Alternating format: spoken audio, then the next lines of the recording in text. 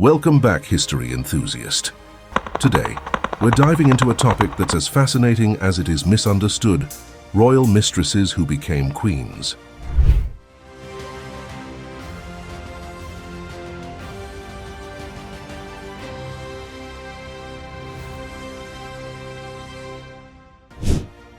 Inês de Castro's story is one deeply woven into Portuguese culture and history, often termed as the queen who was crowned after death. Her tale is a tragic narrative of love and political intrigue.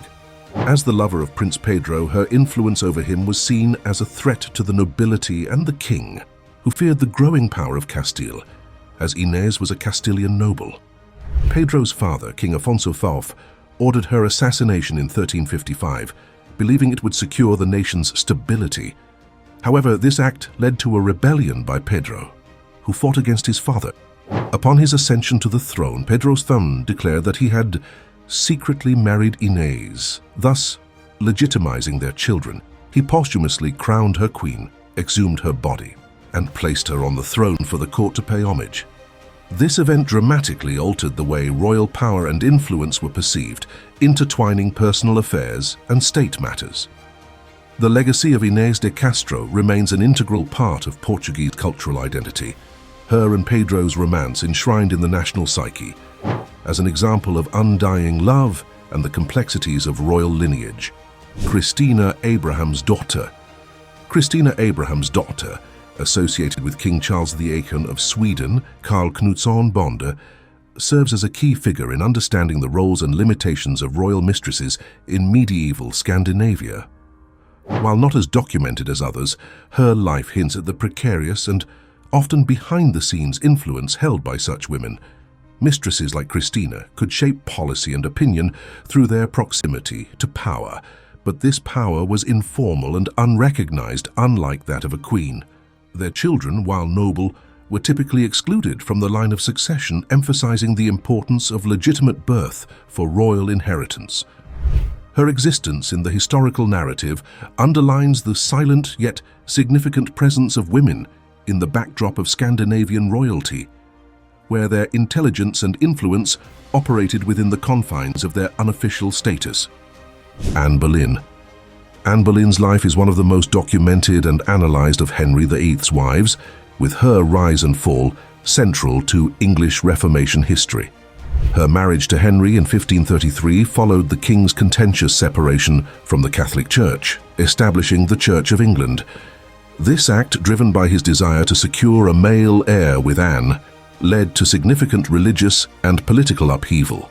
Anne's failure to produce a surviving male heir, though she did, Mother Elizabeth the Mercer, who would later become one of England's greatest monarchs, along with charges of incest, adultery, and high treason, led to her execution in 1536. Her death paved the way for subsequent marriages, but also set a precedent for the perilous nature of Tudor matrimony. Jane Seymour. Jane Seymour is often characterized as Henry VIII's favorite wife, largely because she bore him the male heir he so desperately desired, Edward VI.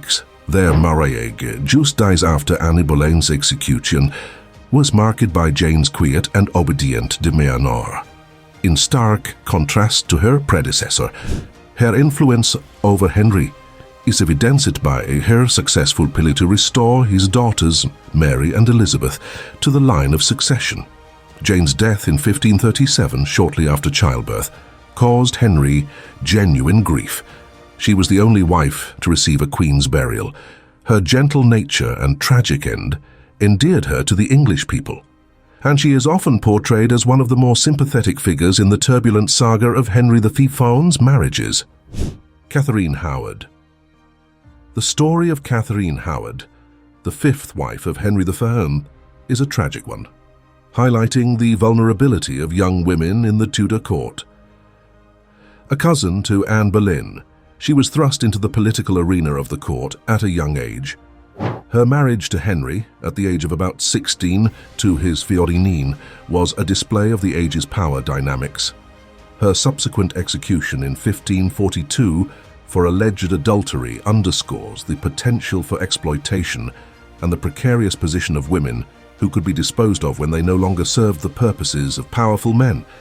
Her gentle nature and tragic end endeared her to the English people, and she is often portrayed as one of the more sympathetic figures in the turbulent saga of Henry VIII's marriages. Karin Mun Daughter. Karin Mun Daughter's story is one of the more unusual ones for royal consorts, as she came from a background far removed from nobility. The daughter of a soldier, her rise to queen as the wife of King Erik XIV of Sweden is an exceptional story of upward mobility. In a society with rigid class structures, her marriage to Erik in 1568 signified a break from tradition, much to the disgust of the nobility. Despite the turbulent times, including Erik's deposition and subsequent imprisonment, Karin showed remarkable steadfastness, remaining loyal to Erik until his death. She is remembered for her dedication to her children and her survival through turbulent political upheavals.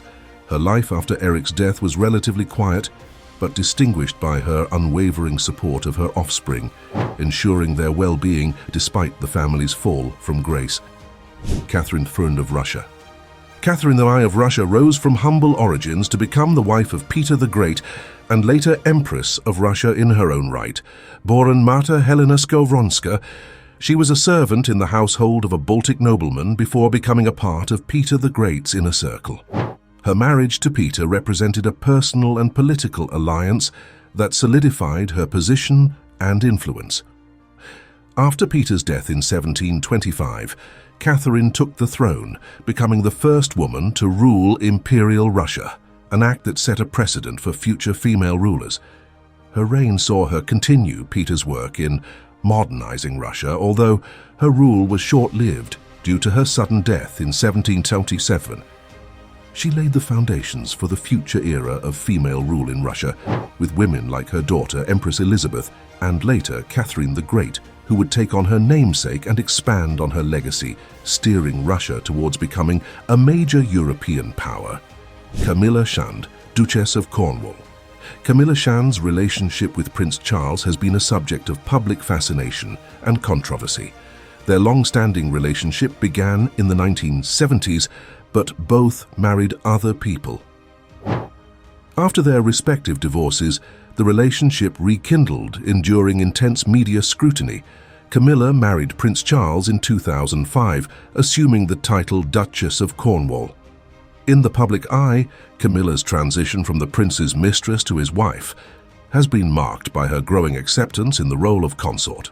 Her work within the royal family, championing various charitable causes, and representing the monarchy at official events, signifies a shift in public perception and the modernization of royal traditions. With the Queen's announcement in 2022 endorsing Camilla to bear the title of Queen Consort upon Charles's ascension, she is poised to play a significant role in the future narrative of the British monarchy. Her eventual acceptance as Queen Consort is a testament to the changing dynamics within the British monarchy, reflecting a more contemporary and forgiving public attitude towards the personal lives of royals. Camilla's story illustrates the evolving nature of royal partnerships in the face of tradition, media scrutiny, and public opinion.